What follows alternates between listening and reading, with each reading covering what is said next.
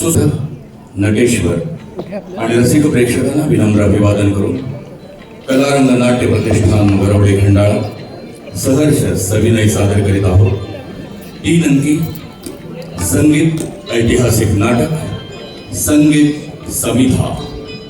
लेखक श्री अमेय धोपटकर, दिग्दर्शक श्री नितीन जोशी, संगीत आणि संगीत मार्गदर्शन श्री विजय रानडे, नेपथ्य अरुण जोशी, सुरेश गावडे, नेपथ्य सहाय्य शेखर भेसावळे, अवधूत काळे, रंगभूषा आणि वेशभूषा जयंत नाटेकर, गोवा, पार्श्वसंगीत ऋग्वेद जोशी, ध्वनी संकलन एस कुमार सावंत, उदयराज सावंत, ध्वनी संयोजन हर्ष गोंडाळे, रंगमंच व्यवस्था मुकुल रिसबूड, सौमित्र जोशी, प्रकाश योजना अमेय धोपटकर, हार्मोनियम आणि ऑर्गन साथ विजय रानडे, तबला प्रथमेश शहाणे, विशेष सहाय्य कीर्ती जोशी, पूजा निमकर आणि आदित्येश्वर प्रासादिक नाट्य मंडळ वरवडे वरचे। यातील भूमिका आणि कलावंत सेनापती गोरा विनायक जोशी, बादल गिरीश जोशी, अल्लाउद्दीन खिलजी, नितीन जोशी, जफर गणेश साठे, दूत आणि मानसिंग अरुण जोशी, भवानी सिंग तेजस निमकर, रतन सिंग केतन गोगटे, लोहार हेमंत चक्रदेव, राणी पद्मावती हर्षाली केळकर, कजरी संचिता जोशी, मेहर श्रेया केळकर, गरिमा जान्हवी खडकर। कलारंग नाट्य प्रतिष्ठान वरवडे खंडाळा सहर्ष सविनय सादर करीत आहोत अमेय धोपटकर लिखित, नितीन जोशी दिग्दर्शित एका ज्वलंत इतिहासाची धगधगती कथा संगीत समिधा, संगीत समिधा, संगीत समिधा।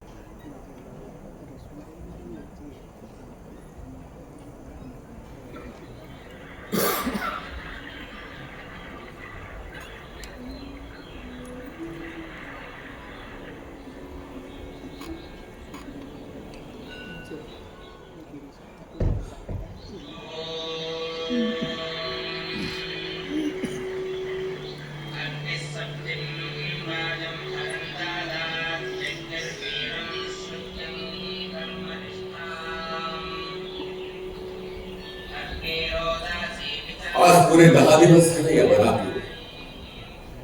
कमी कशाचीच नाही. जे प्राप्त आहे ते पर्याप्त आहे. छान स्वच्छ पाणी असलेला जलाशय आहे. या विशाल वृक्षाची शीतल सावली आहे.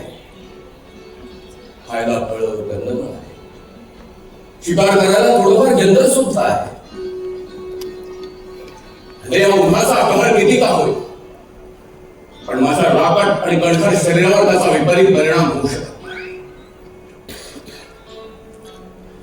पण जो फुफाटा मनात पेटला आहे त्याचं काय?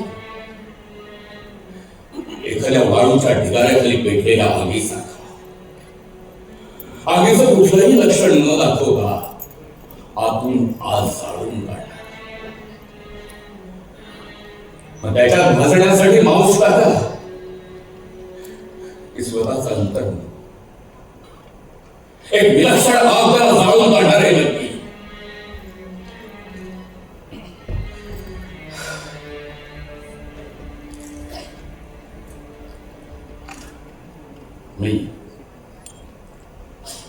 मी सेनापती गोरा, मेवाड राजवंशाचा सेनापती. चित्तोड दुर्गावरून त्यांच्या राज्याच्या समृद्धीची प्रचिती येते त्या मेवाड राज्याचा.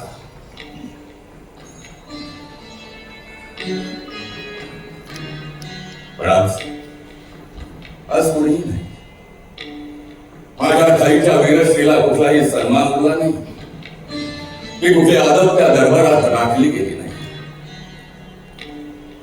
हे असे राहणारे आहेत ना, त्यांना मी अंगाखांद्यावर खेळवले, शस्त्र चालवायचं शिकवलं. त्यांच्या वडिला बडे राणाजींनी मला ही तलवार दिली. या तलवारीमुळे मी आजच्या रावजी नाही अशक्य असा विराट पराक्रम गाजवला. उत्तरेकडून येणारे यवनांचे लोंढे केवळ त्या सीमेवर मी उभा आहे म्हणून तिथूनच पळ काढला.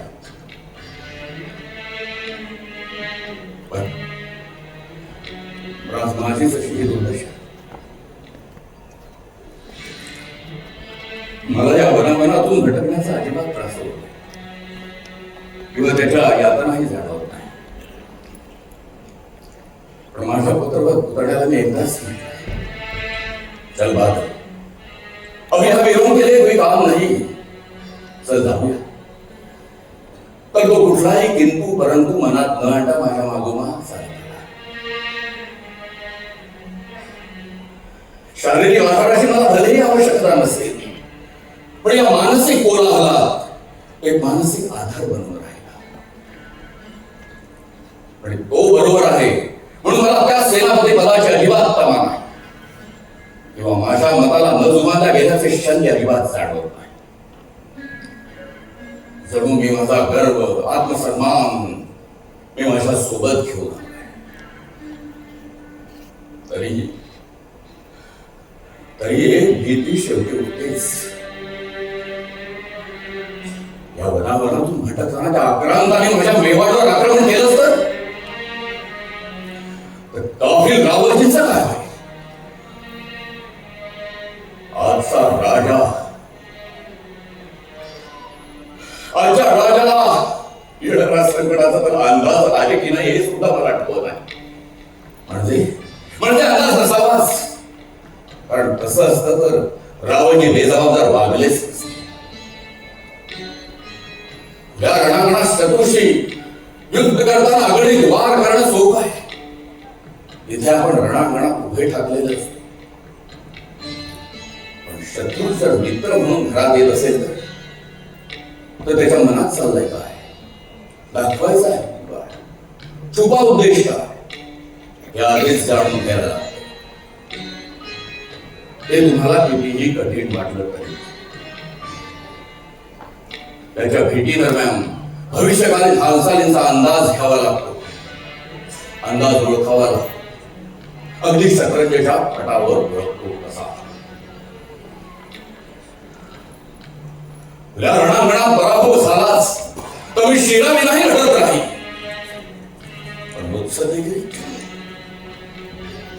मुत्सद्देगिरी पराभव झालाच तर मेवाडचा सर्वनाश, चित्तोडचा सर्वनाश, एकंदर सर्व राज्याचा सर्वनाश मला कदापिही मान्य नाही,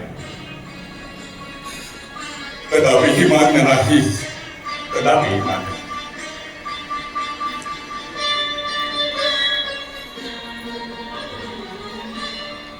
ताऊजी, ताऊजी, बादल, ताऊजी आप इतना दिल भर क्यों रहे हैं? ताऊजी मैं जानता हूं त्या वैभवाची, त्या मान सन्मानाची तुम्हाला कधीच आवश्यकता नव्हती. ताऊजी, ताऊजी आपण त्या सगळ्या उच्च स्थानी आहात, अगदी अठर स्थानी आहात. आपण स्वीकारलेला पद आणि आपल्या ठाईचा अभेद्य बाणा हेच माझ्यासाठी कायम प्रेरणादायी होतं आणि राहील. बादल, तुम्हें लगता है ना मैं ही सही था ना? जी हाँ, बिल्कुल सही ताऊजी. इसमें कोई शक नहीं कि आप सही थे. तुम्ही सांगितलेला धोका तुम्ही दरबारात बोलून दाखवला तेव्हाही खरा होता आणि आता सुद्धा आहे. यवन भरोसे का लायक ही नहीं. मुझे बस इतना दुख है कि मैंने तुम्हें भी इस परेशानी में ढकेला. नहीं नहीं, बिल्कुल नहीं ताऊजी.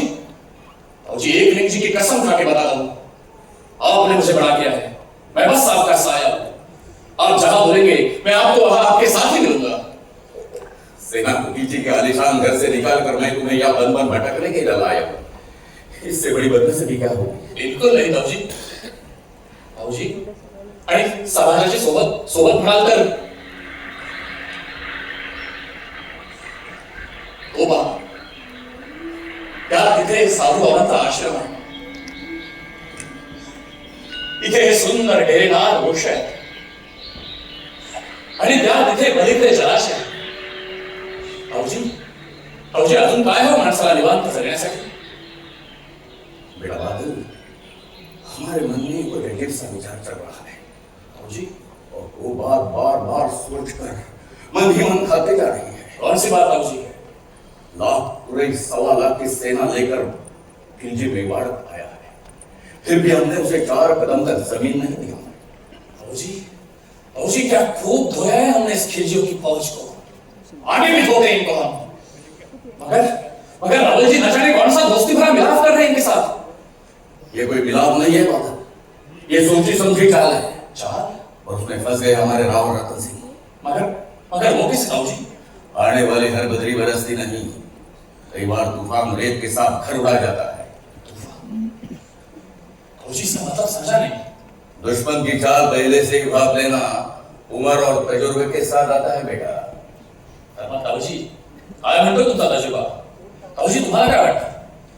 आपल्या हातून सपाटून सलग 2 महिने मार खाल्ल्यानंतर त्याच्या आधी एक मूठ वाळू आली नाही, तो खिलजी आपल्या रावलजीला काही लढा करेल? बेशक. ताऊजी, बादल, त्यांच्या उन्हात रेगिस्तानी बिच्छू सारखे असते. दिवसातून सावध असलास शांत पडून राहणार, रात्री बेसावध सोडलास की बाहेर येऊन डंख मारणारी. यांच्यावर अजिबात विश्वास ठेवू शकणार नाही हे संदीप सांगते. ताऊजी, पण आपण त्यांच्या एवढ्या मोठ्या सैन्याचा सामना केलाच नव्हे का? सुटतोयस काय बाहेर, करू शकले का तेव्हा आपलं? सुटतोयस बादल, सुटतोयस. या रणांगणात आपला पराक्रम मोठा आहे, पण पण पण काय ताऊजी? ताऊजी, ताऊजी, तुम्हाला कसली भीती वाटते का? होय, भीती याच गोष्टीची. या रणांगणात काही होत नाही म्हटल्यानंतर काही कपट करून बसला हा खिलजीत आहे. आपल्या रावलजीकडे कपटी माणसाशी कपटाला वागण्याची कुवतच नाहीये. कपटाने वागण्याचे सोड, कपट ओळखण्यातही रावल रतनसिंग कमी पडले. असं नसतं त्या हिंसर श्वापदाना किल्ल्यात त्यांनी येऊच दिला नसता. ताऊजी, ताऊजी, आपण किल्ल्यातून निघून आलो, त्यामागे एवढा मोठा विचार होता हे समजच नाही. तुम्ही रावलजीला इतका टोकाचा विरोध का करत होतात याचं गांभीर्य मला आता समजलं. ताऊजी, ताऊजी, आपला चित्तोड किल्ला आता धोक्यात आहे. नाही बादल, फक्त चितोड किल्ला नाही, मेवाड़ सारी रियासत खतरा में. ताऊजी, हमें राणा रतन सिंह की दोस्ती चाहते हैं और वो दोस्ती निभाने के लिए किले में आना चाहते हैं, और हो सके तो महारानी पद्मिनी का एक बार दीदार चाहते हैं. एकच वाटतं तेवढं साधं नाही आणि सरळ तर नाहीच नाही. भाऊजी तुम्ही म्हणता ते कितीही कडवं सत्य असलं तरी या मेवाडी भूमीत पाय ठेवणाऱ्या प्रत्येक शत्रूचा निष्पात केल्याशिवाय आम्ही देखील स्वस्थ बसणार नाही. कारण दुश्मन लाखो आले माझ्या या स्थानी, दुश्मन लाखो आले माझ्या या स्थानी. काढलेल्या मेवाडी शूरानी वसली, शूरानी वसली. दुश्मन लाखो आले माझ्या या स्थानी, दुश्मन लाखो आले माझ्या या स्थानी.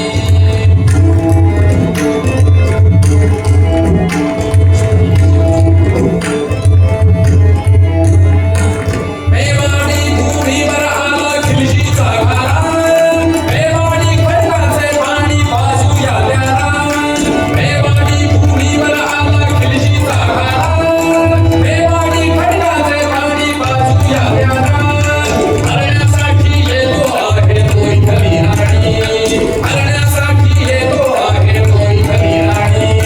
काढील त्याला मेवाडी शूरानी वसली, शूरानी वसली. दुश्मन लाखो आले माझ्या या स्थानी, दुश्मन लाखो आले माझ्या या स्थानी.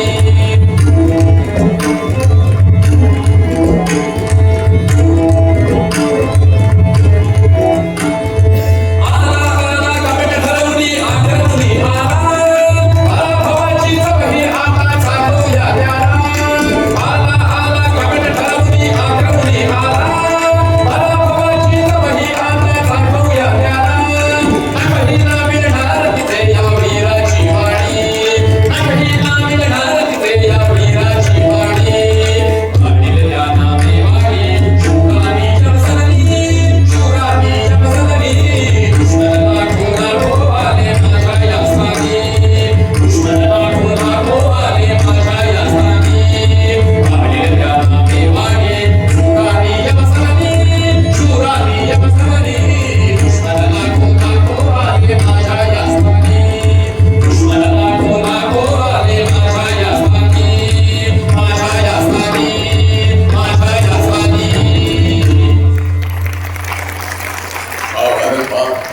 असा जज्बा जोश पाहिजे का सुलतानी फौजेशी लढण्यासाठी? फौजी जज्बा तो पूरा है, लेकिन लेकिन उसका क्या करना है? फौजी फौजी आपने तो चित्तौड़गढ़ छोड़ दिया, अब लड़ाई से पिछड़ गए हम. हमारे मन में अजीब सा विचार चल रहा है. भगवान करे वो ना घटे. क्या हुआ फौजी? बादल खिलजी किले में घुसे हो आणि काहीतरी नगाफटका केली. फौजी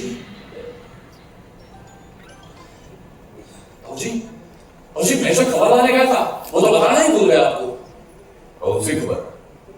फौजी खबर ऐसी है कि ये खिलजी गुजरात गया था, रणथंभौर में लूट मचाई और साथ ही वहां पर जनानियों को लूटना चाहा. तो वहां की मेजरों ने चौहर किया. ये 2 महीने के पहले की खबर तो मुझे आज बता रहे हो? ये तो मुझे मालूम था. फौजी ही खबर नाहीच आहे, मी तुम्हाला त्याच्या पुढची खबर देणार आहे. पुढची खबर? हो कोणती खबर?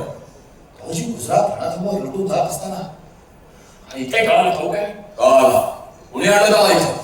फौजी फौजी तो एक कट्टर हिंदू तांत्रिक आहे.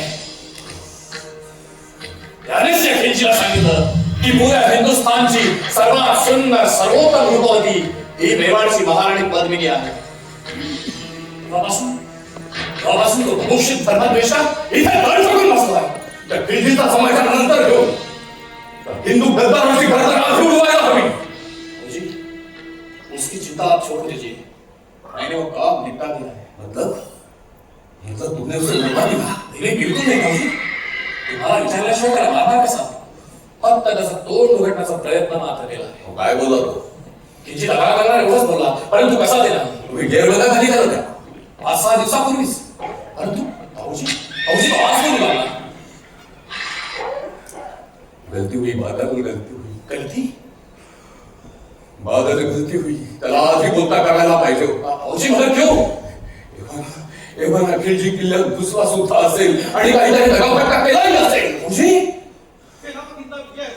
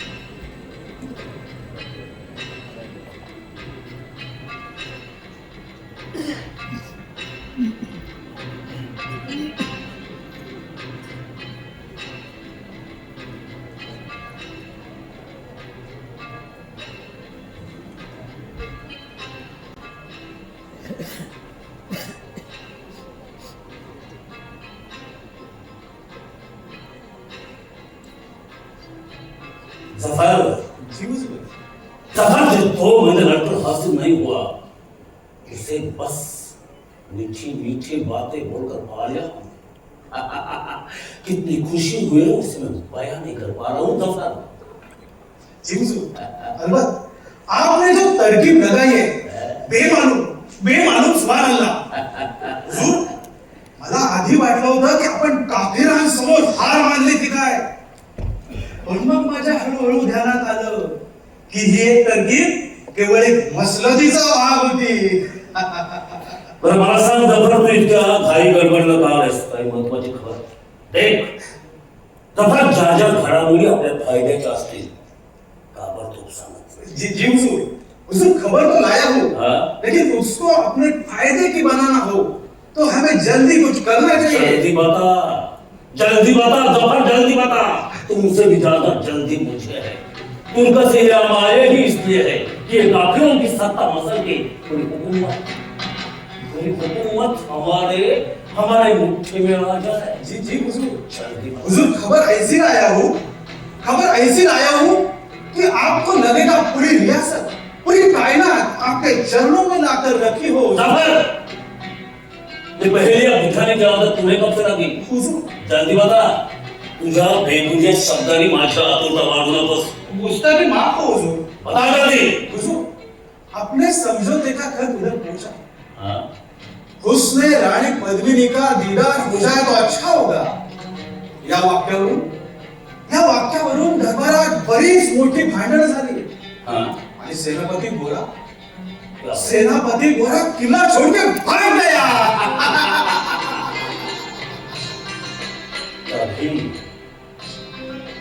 कभी जफर, मैं कभी सोच रहा था किले से आने वाले हमले कम कैसे हो. आणि मला वाटतं आपण किल्ल्यावर जाणार म्हणून त्यांच्या बाजूला अमन साधण्याचा प्रयत्न केला. लेकिन जफर, अभी बात मेरे ध्यान में आ गई. त्यांची अवस्था मान कापून सोडलेल्या कोंबड्यासारखी झाली. डोक्याविना उगाच जी जी हुजूर. सुभान अल्लाह. सुभान अल्लाह.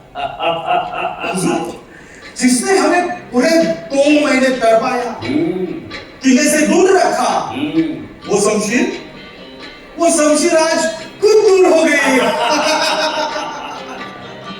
हुजूर हमें अब किला मिले या ना मिले, उसने रानी पद्मिनी मिले या ना मिले, क्यों ना मिले, याद रखना जफर, हुस्न को पीछे छोड़ जाना हमारी आदत नहीं है. याद रखना, ऐसा हुस्न पूरी सल्तनत में हमारे जमाने में होना चाहिए. हमारे जमाने में हमें अपना मकसद कभी नहीं भूलना चाहिए. जी हुजूर. गुस्ताखी माफ हो. घोड़ा भाग गया. हाँ मगर खबर तो तुम खड़े थे तो कुछ जश्न होगा. हाँ हुजूर, अभी पेश करता हूँ. हुस्न मलिका रानी पद्मिनी हमारे द्वार जाए. सुभान अल्लाह, सुभान अल्लाह. जफर, याद रखना, गोरा भाग गया है. मैंने तुझे जो कहा है वो अपने दिमाग में अच्छी तरह से याद रखना. जी हुजूर. तो क्या कह रहा था तू? हुजूर, हमने खत में लिखा था उस बात को अंजाम देने का वक्त अभी आ गया है. एक काम करो, जुम्मे के दूसरे रोज हम किले पे आएंगे, ऐसा खरीदा भेज दो. जी हुजूर. और तुम यही छावणीत थांबायचंय. जी हुजूर. आमच्यासोबत मंसूर, बख्तियार, खुदा बख्श सब मिला के 100 सिपाही हमारे साथ जाएंगे. सायंकाळी आम्ही गडाच्या खाली उतरू तेव्हा 50 शेर आमच्या मागे पुढे असायला हवे. जफर, त्याने पक्की बातमी येऊन तू.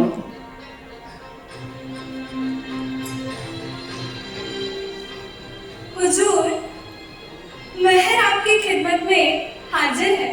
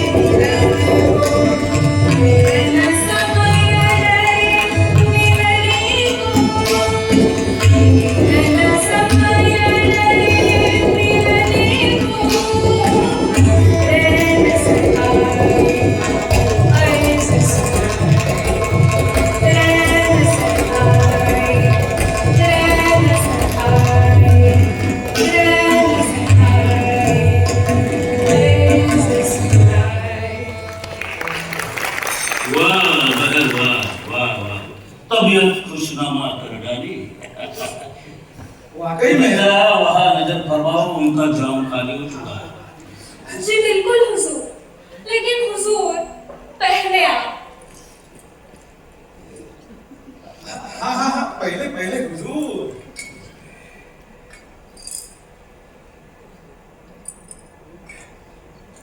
वाह वाह वाह वाह मेहर वाह, बहुत बहुत तबीयत खुशनुमा कर डाली। वाकई में लड़ने के लिए हौसले बुलंद हो जाएंगे। वाकई में पूरी थकान दूर कर डाली। ऊपर ये जान जश्न का रंग खूब जमाया। महर शब्बा खैर। शब्बा खैर हुजूर, आदाब।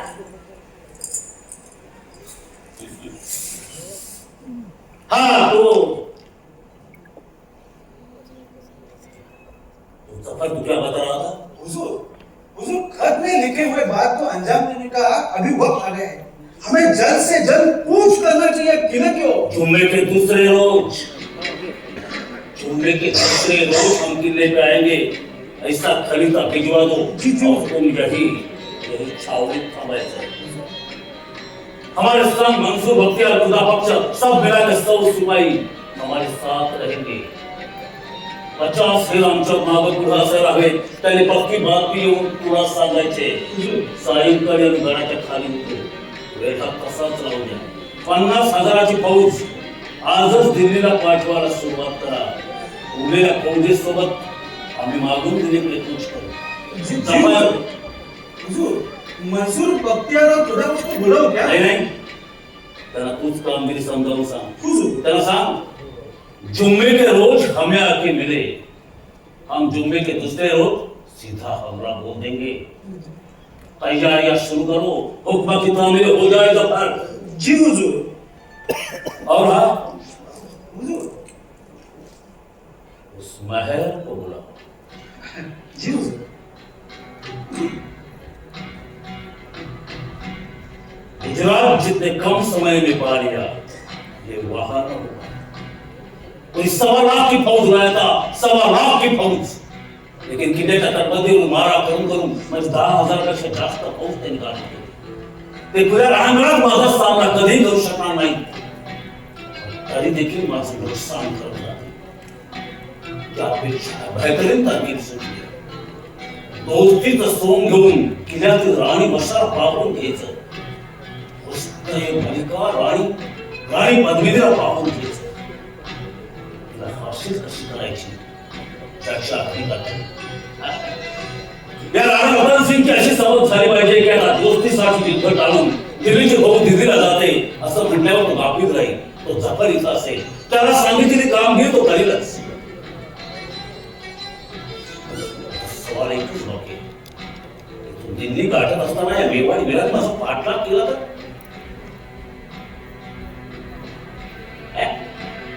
करू देत। त्या फौजेसोबत मी स्वतः असणार आहे। तशीच वेळ आली, तशीच वेळ आली खुल्या रणांगणात युद्ध करू, आणि तशीच वेळ आली तर या राज्याचा विध्वंस करू आणि भगत दिल्ली गाठू। उरलेली 40,000ची फौज इतक्या मोठ्या संख्येशी मुकाबला करायला मेवाडी कदापि तयार होणार नाही। तोपर्यंत आपण दिल्ली गाठू। सुभान हुजूर, इजाजत है क्या?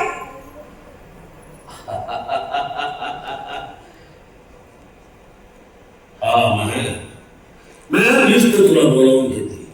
जरा मस्तातीचं काम बाकी होतं म्हणून तुला जा म्हणावं लागलं। शिवाय सिब्रेस सवळा मौजूद आहे, त्याला काही कामं वाटून द्यायची होती। तू त्यांना जान दिलंस, मी त्यांना काम दिलं, बस इतकंच। हुजूर, आप तो हमें इतना समझते ही नहीं। जब जफर जी से बात करनी थी तो मक्खी की तरह उठा के बाहर फेंक दिया आपने हमें। नाही भैया, ती जफरला द्यायची होती त्याच्या कामानिमित्त एक कडक सूचना, एक सुलतानी हुकूम। तो दिला जातो बंद दारात, त्याची अंमलबजावणी होते पुढे। हुजूर, पण यात माझी काय चूक? चूक तुझी काहीच नाही महर, चूक होती या समयाची, उस घडीची, ज्या घडीमध्ये दोन्ही गोष्टी साध्य झाल्या। एक तर संशय आणि शरद एकाच ज्ञानात कशा काय लटकवायच्या? एक तर संशय जाईल किंवा सगळा. हुजूर, मग मी आता थांबू की जाऊ? मला या घडीला माझ्या हातात तुला संशय दिसतो नाही ना? मग ये बाहेर, जवळ ये. तुझ्या हाताने हा नशिला जाम कर आणि ओठाने हाय अब्बा, तुझ्या या दवबिंदू जमले तनूवर दवबिंदू जमले दवबिंदू जमले तनूवर दवबिंदू जमले तुझी उग मिळताच जिवाला तुझी उग मिळताच जिवाला येत सुख सगळे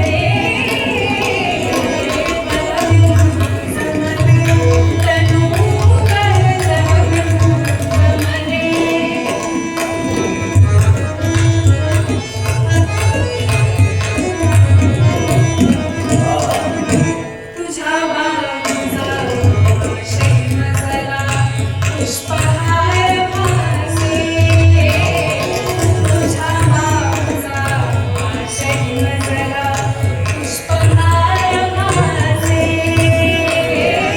मिठी गाजते जशी गंजुकी मिठी गाजते जशी गंजुकी वीर घडले जमले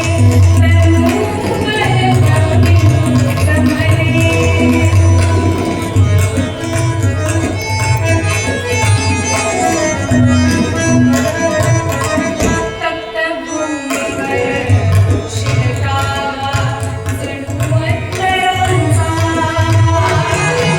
तप्त भूमीवर शिरकावा जणू अंतरांचा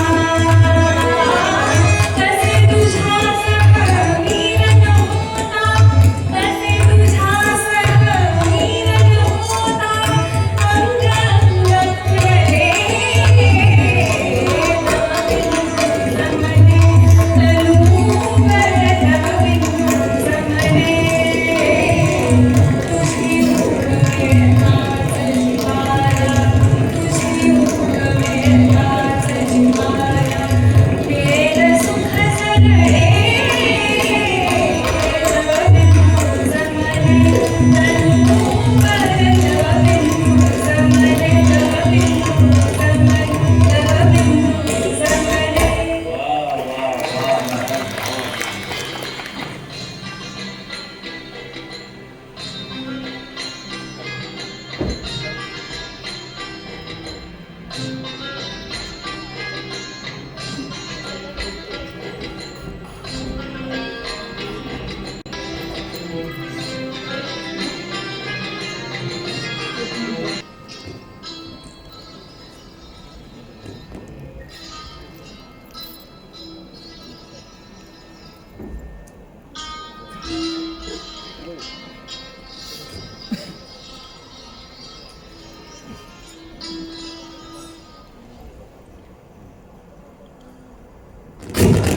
सेनापती आपल्या भेटण्यासाठी दसो होतं राणीसाहेब महाराणी पत्नी येतात. राणी साहेब, का काही विपरीत घडले का?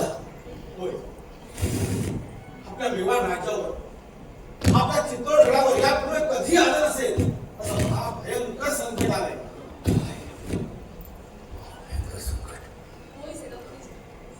तुम्ही जो धोका सांगितला तो अगदी खरा ठरला. सेनापतीजी, त्या दिवशी दरबारातून बाहेर पडताना तुम्ही आम्हाला अधिक मुश्किल घालता का सांगून निघाला ते आत्ता कळलं. रुको गरिमा, पहिले मला महाराणीसांना सामोरं तर जाऊ दे. थांबा सेनापतीजी, ते आश्रमात साधू संतांना वंदन करायला गेले. काय? तिथून ते इथेच येतील.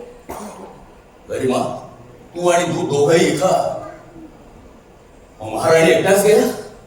मी महालाबाहेर पडताना काय सांगितलं होतं तुम्हाला?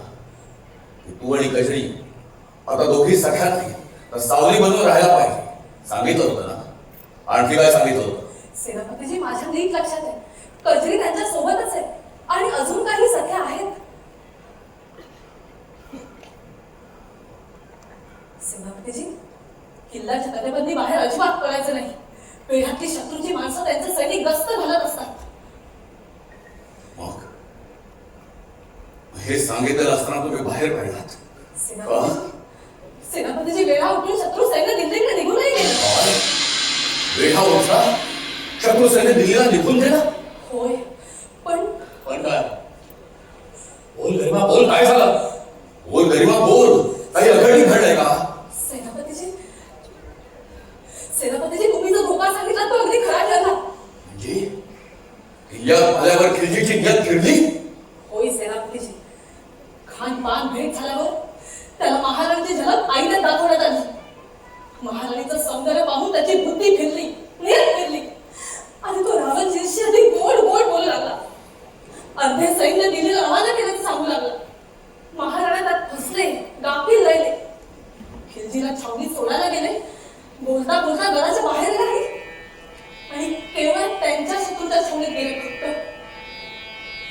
खिलजीचा सेनापती जफर खानने त्यांना कैद केले आणि तो त्यांना दिल्लीला घेऊनही गेला. आज फसले आमचे राणा शत्रूच्या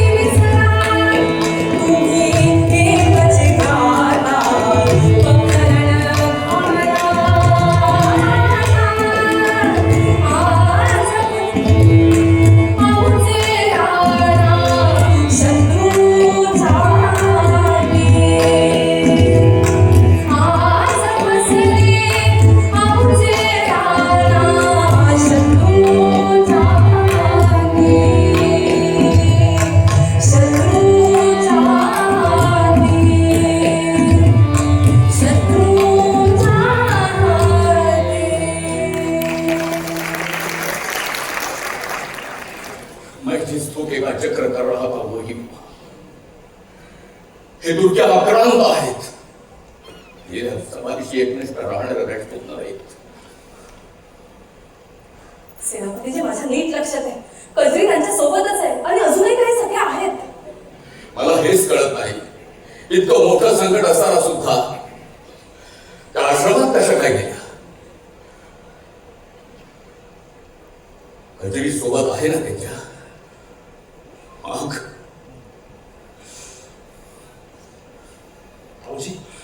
मग जी छोड़ दीजिए ये सब. क्या आप भूल गए कि आपको बदनाम करके निकाला गया था? नहीं बादल, राणा मरणाच्या त्या सरळ सीधा चालीनं चालत गेले. त्यांनी येणारा धोका ओळखला सुद्धा नव्हता. मी माझ्या मुत्सद्देगिरी आणि विकलेल्या केसाच्या तजुर्ब्यानुसार हे ओळखलं होतं. पण त्या एकण्याच्या मनस्थितीत होतेच कुठे घालवले. सेनापतीजींचा विजय असो. कजरी, आता सेनापती या उपाधीला ताऊजीला संबोध नका. त्यांची त्या पदावरून केव्हा सकलपट्टी झाले. आता ते आहेत केवळ वनवन भटकणारे एक वयोवृद्ध सेनानी. खामोश बादल. सेनापती गुलाम मेवाड सैन्याचे सेनापती होते आणि आजही आहेत. महाराणींचा विजय असो. सगळ्यांचे आभार. परंतु ही वेळ जयजयकाराची नाही. सेनापतीची चित्तोडची ही दुर्भाग्य आणि आपल्याला वंदन करते. राणीचा आपण आम्हाला आदेश करावा, वंदन नाही. सेनापती पदाचा त्याग करून मी इथं आलो. तो फक्त पदावरून दूर झाला. मेवाड मातीशी असलेले बंध अजून तोडलेले नाही. सेनापतीजी, आपण धोक्याचा इशारा वारंवार देत होता, तरी देखील रावलजींनी आपलं ऐकलं नाही. उलट आपलाच अपमान केला. रावलजी म्हणाले, सेनानी रणामध्ये थोर, पाहुण्याचं ठरवी चोर, जाण जराना मुत्सद्दीची सदाची जीवाला गोर, खडगाचा बाहुली भार, थकला फार, न उरला जोर, गरुडा समदृष्टी जरी पिसांचा होता भार, बनला मूर. सेनापतीजी, त्या परखड आणि दुखावणाऱ्या शब्दांचा घाव मुळाच्याही मनावर खोलवर होणारच. महाराणीचा इतका दुय्यम अपमानाचं ओझं बाळगणारा मी नाही.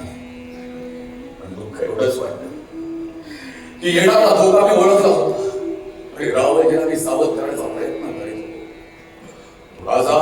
तो राजा माझ्या हेतूवरच शंका घेतोय आणि मला मुत्सद्देगिरी नाही असं म्हणतो. आता काय झालं मुत्सद्देगिरी? आपण विचारत असलेला सवाल अगदी तंतोतंत योग्यच आहे. परंतु त्यावेळी मी दरबारातच नव्हते.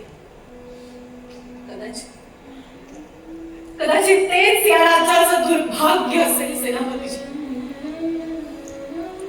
आपण दरबाराचा त्याग केला ते मला समजलं. आपण गरिमा, कजरी यांना जो सल्ला दिला तो देखील समजला. परंतु तोपर्यंत वेळ निघून गेली होती. अगदी खरं बोलला काळीचा. तोपर्यंत वेळ निघून गेली होती. त्यागाचं मूर्तिमंत उदाहरण म्हणजे आमचे ताऊजी. ज्या क्षणी ते सेनापतीपद सोडलं त्या क्षणी तो महाल सोडला, निर्णय केला हे सोडला. आले ते निघून मला इथे साबू यांच्या आश्रमात शेजारी राहिले. आश्रमातून येणारा अखंड मंत्रोच्चार तेवढाच काय तुम्हाला शांती देतो. थोडे अदब रखो आदर. मी बोलतोय ना. जी ताऊजी. ताऊजी, पण वस्तुस्थिती तर राणीसाला कळायला हवी ना. राणीसा नाकारला गेल्याचं शन जेवणात घेऊन ताऊजी तो वनात दिवस काढताय. बादल, ही वस्तुस्थिती मला ठाऊक नसती तर ह्या अशा प्रसंगी मी किल्ला सोडून इथे आले असते का? तिथे घडलेला वृत्तांत मला नंतर समजला. तेव्हापासून आम्ही सारे तुमचाच शोध घेतोय. सेनापतीजी, आम्ही तेव्हापासून आपला शोध घेतोय, पण आम्ही तुमच्यापर्यंत थेट कधीच येत नसू. सर्वात आधी आम्ही बादलचा शोध घेतला. बादलही सापडेल. त्या सगळ्या शोध करत खूप काळ गेला आणि जे घडू नये तेच घडले. आला शत्रू महारी, आला शत्रू महारी, आला शत्रू महारी, आला शत्रू महारी, आला दैना साऱ्या साऱ्या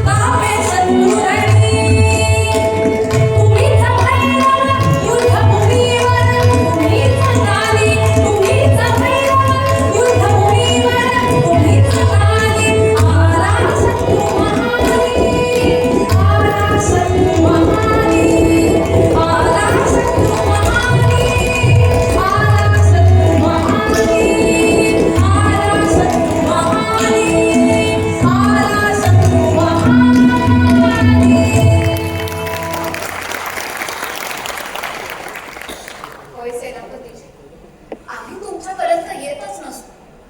तुम्ही मला ओळखतही नसाल. क्यों तुझं नाव कजल, गाव वीणा ठाणे, पिता हयात नाही. आई शेतातच मोलमजुरी करते. एक लहान भाऊ आहे, तो आपल्या सैन्यात हवालदार आहे. सेनापतीजी, आपण तर मला चांगलंच ओळखता. कसं काय? कजरी, तू काय, गरिमा काय, महाराणी असो की महाराजा असो, त्यांच्यापर्यंत जाणारा प्रत्येक माणूस माशी खात्री पटल्याशिवाय तिथपर्यंत पोहोचलेला ना. राजवंशाची सेवा करताना अनेक धोके टाळण्यासाठी जे जे ज्या ज्या वेळी करावं लागलं ते त्या वेळी मी केलं. पण सेनापतीजी, आता हा पण बाजूला ठेवा आणि चला चला पुन्हा आपल्या प्रिय मेवाड धरेला. आज तिथे तुमची नितांत गरज आहे. महाराणी, मेवाड सैन्यात अनेक सुरमा सेनानी आहेत. म्हणजे माझ्यासारख्या म्हाताऱ्याचं काय? आणि इथं आलो तर काही आत्मसन्मानासाठी नाही, की कुणी मला बोलवावं यावं म्हणून नाही. आणि एकदा आलो ते परत येण्याच्या आसक्ती न बाळगता. होय राणी साहेब, आता परतून घेण्याची इच्छाच नाही. एक बोला ताऊजी. आपल्याला आत्ताची स्थिती अद्याप कळली नाही सेनापतीजी, आणि म्हणून आपण नकार देत आहे. या साऱ्यांचे शब्द ती परिस्थिती मांडण्यात असमर्थ ठरतात. सेनापतीजी, आपण वर्तवलेला धोका अगदी खरा ठरला. वकीलची पाहुणा म्हणून आला खरा, पण पाऊल 4 खानपान झाल्यावर त्याने मला पाहण्याची इच्छा प्रकट केली. तुमचा इशारा न जुमानता विशेष महाराज असताना त्याला दरवाजात आणलं गेलं. प्रतिबिंबात पाहून तो युस्र आक्रांता वर हसत, पण आतून भेसूर डावाखत छावणीकडे निघाला. आपण सुद्धा त्याला छावणीपर्यंत सोडायला गेले, अगदी साधेपणाने आणि खुल्या दिलाने. सोबत आपले 25-30 अंगरक्षक घेऊन. पण छावणीत चढताच रावळीची नाक खरीद केलं. संपूर्ण अंगरक्षकाला बाळाने बेदून करत आला. एक वेगळी तुकडी रामाजीना घेऊन वेगात दिल्ली घातली झाली. पाठोपाठ खिलजी सुद्धा गेला. पण मागून एक संदेश घेऊन दूत आला. तो संदेश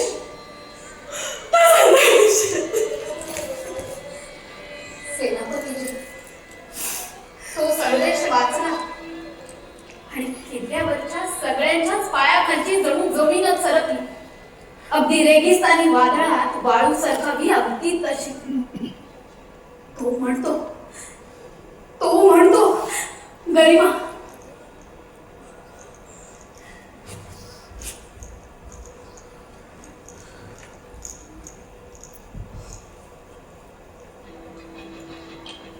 यदि न 10 दिन के भीतर पद्मिनी का डोला आया, यदि न रूप की रानी को नाक तुमने दिल्ली पहुंचाया, तो फिर राणा रतन सिंह का शीश कटा पाओगे. सारी शर्त न मानी तो पीछे पछताओगे.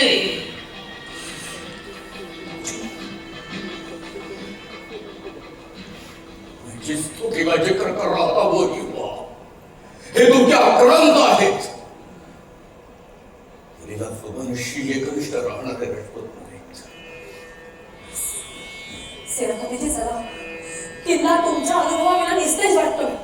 आता तुम्हीच या संकटात उभं राहण्याचं बळ देऊ शकता. शौर्य धैर्य समर सुंदर गगना विश्वासया. शौर्य धैर्य समर सुंदर गगना. शौर्य धैर्य समर सुंदर गगना विश्वासया. विनवत राजा सपुना शक्ती अनश्वासया. विनवत राजा सपुना शक्ती अनश्वासया. शौर्य धैर्य समर सुंदर गगना विश्वासया.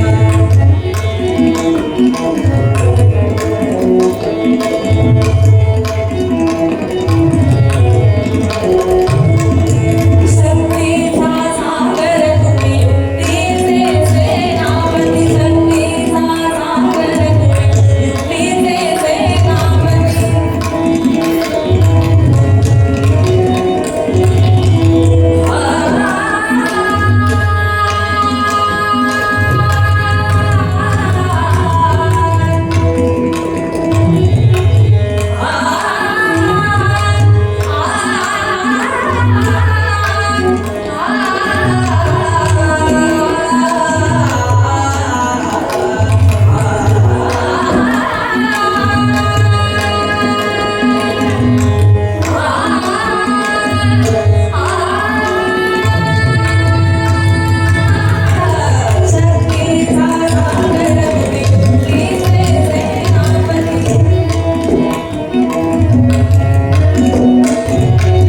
शक्तीचा सागर तुम्ही, युक्तीचे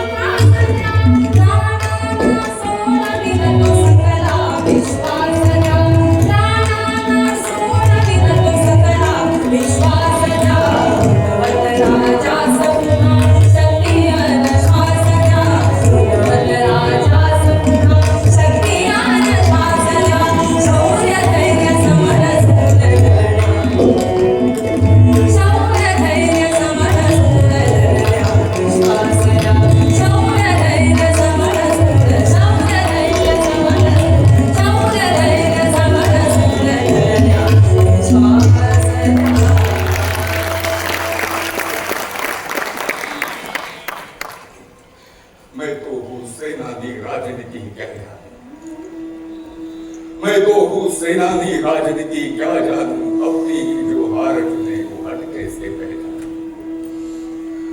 आशंका गुरदारा रियासत का क्या मानूं मैं निर्वासित राजनीति की हट कैसे पहचान खास धोका मेरा और जिन्हा तो करणं सांगत हो पण सेनापतीजी आता हा पण बाजूला ठेवा. मी पुन्हा विनंती करते, मी त्या क्षणाची भरपाई करून नाही देऊ शकत, पण इतकंच सांगते, तुम्ही दरबाराचा त्याग केला आणि तुमच्या मागून अनेक मानी मातावर ओजस्वी सरदार देखील निघून गेले. आणि आता ही दुर्धर वेळ आली आहे. पण राणीचा राहुलजींनी माझ्याकडनं शब्द घेतलाय मेवाड भूमीत परत पाय न ठेवण्याचा. त्याचं काय करू? विसरून जातो शब्द. त्याच रावलजींची अर्धांगिनी या नात्याने मी तुम्हाला त्या वचनातून मुक्त करते सेनापती. आजपासून तुम्ही मुक्त झाला. एका राजपूत वीरानं दुसऱ्या राजपूत वीराला दिलेला शब्दाचा मागे घेता येतो. मग परिस्थिती कितीही विपरीत झाली तरी सुद्धा सेनापतीजी, त्याला का धर्म संकटात टाकता आहात? मी सांगते, सेनापतीजी, शत्रूच्या या संदेशानुसार जर मला पालखीत घालून दिल्लीला पाठवलं तर अगर दिल्ली गई पद्मिनी तो फिर पीछे पछताओगे. जीते जी इस राजपूती कुल को दाग लगा जाओगे. कहो सेनानी, मंजूर है क्या मान खंडना ऐसी? बिना आपके जाऊं महल, क्या जैसे आई वैसी, क्या जैसे आई वैसी. राणीचा हे काय करता? मला नमस्कार करू नका. उठा, उठा. नाही, नाही.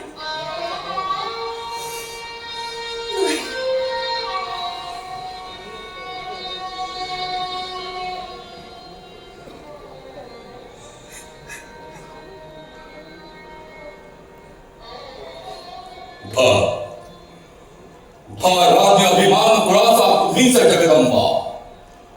उठा, राज्य अभिमान कुळाचा तुम्हीच जगदंबा. आणि सिसोदिया वंशाची तुम्हीच प्रखर ज्योतिगंधा. अशी प्रतिज्ञा गोराचे शिर जोवर आहे धडावर, तोवर काल हिराणा लाना इजा पोचविल प्रसून. राणा सुखरूप पडत नाही तर गोराना मरणार. शिर जरी का पडे रणावर धडगोराचे लढणार. तुम्ही शांत रहा राणीचा, येतील हो राणा. तुम्ही शांत रहा राणीचा, वचन तुम्हा मी सोडवितो राणा. आणि खिलजीला दाखवितो केसरी खडगाचा बाणा, केसरी खडगाचा बाणा. बिलकुल सही. राणीसाहेब, राणीसाहेब पण निश्चिंत असा. मी ताऊजीला घेऊन येतो आणि इतर सगळ्या सरदारांना देखील बोलावून घेतो. राणीसाहेब पण निश्चिंत बना इथून. सेनापतीजी, आपल्या शब्दांनी फार मोठा आधार मिळाल्यासारखं वाटतंय. अगदी एकाकी पडलेल्या मनाला फार मोठी उभारी मिळाली हे मात्र खरं. होय राणी सेनापतीजी, आता तुम्ही आमच्या सोबत आहात